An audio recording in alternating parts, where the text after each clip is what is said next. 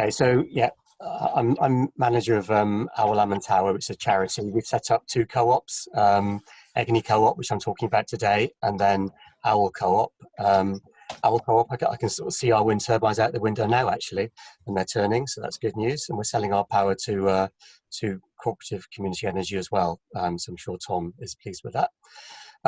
One of the things and obviously the wind farm, it was a long time in development, but we sort of finally got there in January 2017. It's obviously been key to the expansion of Egni, but also grant funding was as well, and contracts that we'd secured. And those are our overall sort of drivers in taking stuff forward. That's our wind farm on the Mynydd the Gwryd, about 20 miles north of Swansea. You can visit it, it's on common land. And those are our sort of awards, etc. Just to sort of say, you know, for many years we were sort of really struggling to keep going, and it's just in the last few years that we kind of got recognition and got our wind farm up, and things suddenly changed. So I know lots of projects really struggle, and we certainly did. And it's just important to kind of remember that things can and do change. We've been involved in solar for a number of years. We grant funded solar panels on the local primary school back in 2004. At that point, it was one of the biggest installations in Wales. And through the current expansion, we've actually installed 2.4 megawatts on sort of roofs throughout Wales. And we're hoping for sort of 500 kilowatts to 1 megawatt before the September FIT extension deadline. The current model is definitely underpinned by the feed-in tariff, but on the larger roofs, that's only a proportion of the install. So we are installing quite a lot of kilowatts that are subsidy-free, and that hopefully is going to take us forward into the transition beyond feed-in tariff to obviously continue rooftop solar.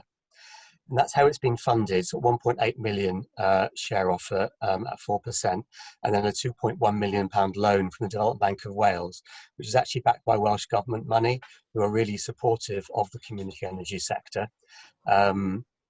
And we're, you know, that's another option, is to refinance that loan through our share offer, to make that loan then available, or that fund available, for other community energy projects in Wales. But it's a particular thing for Wales, but it's very useful, very good to see that replicated in England and elsewhere. This is just a sort of slide about, you know, it's been a big, so the main factors behind the expansion of Egni was actually new staff who were underpinned by grant funding. Two in particular, Rosie and Alex. Rosie Gillam we pinched from Jake, actually, Communities for Renewables. Both studied in Cornwall, the renewables courses there, and then, you know, are from Wales originally and moved back. But basically that they were critical in kind of expanding our work.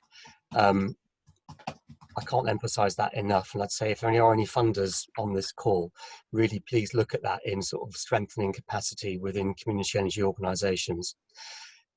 In terms of the challenges we faced, procurement was one. You know, how we managed to pre-register lots and lots of sites. How were local authorities going to select Egni to actually do those installations? I can sort of talk more about that in questions, but we did manage to find a way, particularly with Newport Council, Cardiff and Pembrokeshire Council. But it does feel that it's a real key issue for community energy projects, and what the procurement system needs to reflect and sort of accept is the added value that co-ops can bring to delivery. So it's not just on a sort of price per, you know, kilowatts installed or any other kind of random measurement that procurement looks to try and place on solar installs. It needs to look at who's providing that, if co-ops are to stand more of a chance. We also had an issue around just capacity within local authorities. I think a few different speakers have spoken about that. I think the local authorities that we ended up working with, the key thing was individuals there that were keen to work with us, but they're obviously overstretched themselves, especially with all the cuts. And the other key driver was the sort of the climate change targets, which have been set by Welsh Government, which are helping to drive local authorities. Leases was a key thing as well. Luckily, we were able to negotiate those with local authorities directly, and they tended to own outright the schools. but it did take time. And obviously the fit deadline was a sort of key driver for getting installations, and then it was just a massive shock and impact, the sort of corona outbreak. But luckily we did manage to get lots of installs done.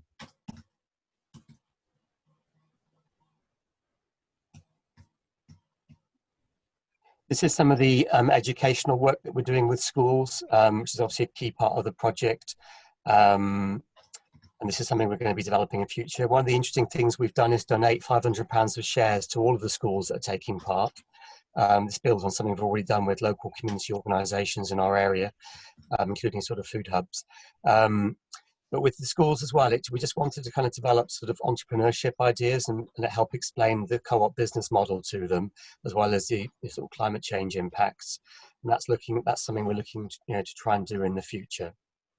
This is one of the educational things we've got that we'll be sharing on our website, Green Routines, which is sort of based on about a year's research of sort of people's habits in Wales, how they reduce their carbon emissions. And it's all kind of hand illustrated. It's a really nice publication.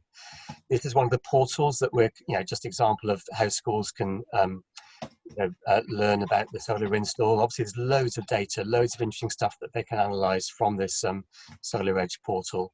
And obviously even to an individual panel level, and it would be good if sort of public access can be made more available to kind of give full access to these kind of portals from solar panel inverter companies like Solar Edge. What next? I mean, obviously until September, install as much as we possibly can, and we're kind of very busy sort of developing sites at the moment. We've also got to sort of focus on operation and maintenance, making sure that our current installations are functioning properly, and making sure we've got our billing systems kind of set up. It's obviously a massive expansion, having sort of 70 or so sites, so solar rooftop sites now part of Egni. So we just need to make sure that that's running properly. It'll be interesting to see what the install cost ends up being now post coronavirus. Because obviously, China is the main producer of solar panels, what the panel costs will be. For most of our existing installs, we've got a sort of big warehouse with solar panels in them with our main installer, Joju. But, going forward, we don't know what that's going to be. Obviously, PPA prices is a key issue, as Nigel Cornwall and others have highlighted, and Jake. That's certainly on new sites and on larger sites, something we're really going to have to consider with the sort of decrease in power prices. Again, council capacity is going to be an issue. Certainly at the moment, they're all focused on the outbreak, and just the availability of panels as well.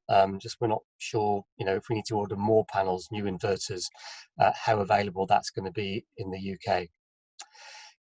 Going forward beyond the feed-in tariff, beyond September potentially, again, it's a key issue sort of around procurement, how co-ops can be integrated within that procurement system to be properly considered. And there are various frameworks out there, but they're quite challenging for sort of new co-ops to join, and they're very much set up for sort of large companies. And I've not figured out certainly a way of using those portals in an effective way. To date, it's always been direct engagement with local authorities, and obviously then sort of looking at the business and community sites is a bit easier. Public sector capacity, and that partnership needs to be sort of based on kind of shared values. So it's good to see the strategies that are developing in England, and the role that community energy can play within that. This is our current kind of offer, a 20% reduction on electricity costs.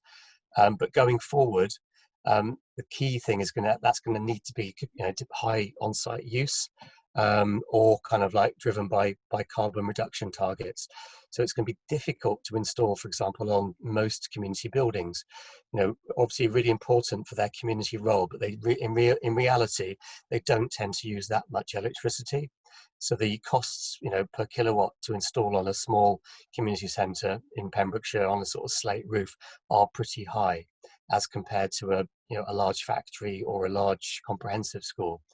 So those are points. And I think, we probably need to be linking up more with other co-ops to sort of reduce costs, maybe looking at sort of buying panels in bulk, inverters in bulk, I know some co-ops are doing that, like Schools Energy Co-op, or Solar for Schools rather, and potentially working with with John Halley and Noel and others via the Big Solar Co-op to help achieve that. So I think those are the main things I wanted to say. And yeah, I'll answer any questions at the end. Diolch yn fawr. And just also to flag up, sorry, as well, that I'm part of obviously Community Energy Wales, and that's a very useful website to look at in terms of what's going on in Wales. Welsh Government's very supportive as well. Just one of the key backers of our share offer has actually been the Friends Provident Foundation. So they put 100,000 into both of our share offers. So they're well worth contacting if you've got a share offer and speaking to them. Thank you.